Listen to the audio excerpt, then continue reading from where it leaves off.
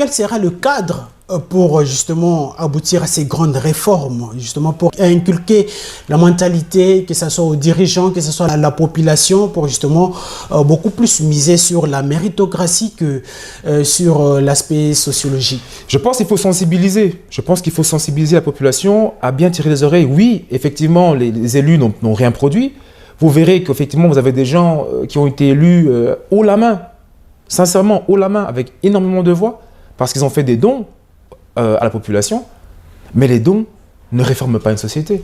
Mais les dons de pagnes et de t-shirts ne produisent pas la croissance économique. Les dons ne réforment pas le code du travail. Je vous donne un exemple, par exemple. Aujourd'hui, en RDC, moi, Junior Koudoura, je ne fais aucun don. Mais je sais que si j'avais l'opportunité d'être député un jour, dans mon pays, il y a le code du travail. Le code du travail duquel découle le droit des employés à avoir des avantages par rapport au travail qu'ils font.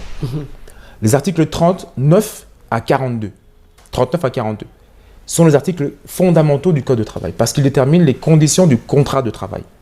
Dans mon pays aujourd'hui, le code du travail en son article 40 stipule que tout travailleur, pour les cas des engagements au jour le jour, parce qu'on a le contrat de travail à durée déterminée, indéterminée, et puis les engagements au jour le jour, c'est-à-dire les prestations faites par les employés dans les... Communément appelés journaliers. Journaliers, dans les quincailleries, dans les supermarchés, même dans les chantiers. Donc tous ces travaux-là, qui sont en réalité la majeure partie des travaux que font nos populations.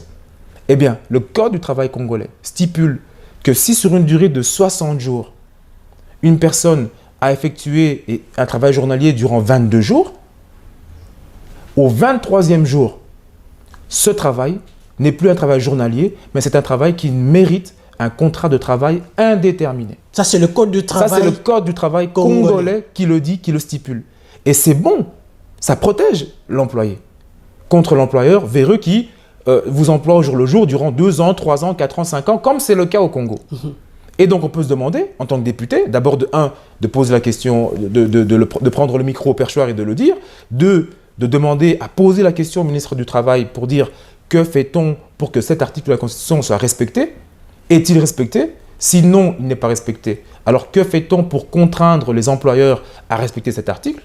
Parce qu'en plus, le Code du travail stipule qu'en cas de non-respect de cet article-là, il y aurait des pénalités, donc des sanctions appliquées à l'employeur. Justement. Et donc, que fait le ministère de l'Emploi pour s'assurer que 1, ces employeurs soient effectivement sanctionnés et que 2, ces employés qui souvent sont dans des situations précaires puissent dénoncer ce travail précaire-là.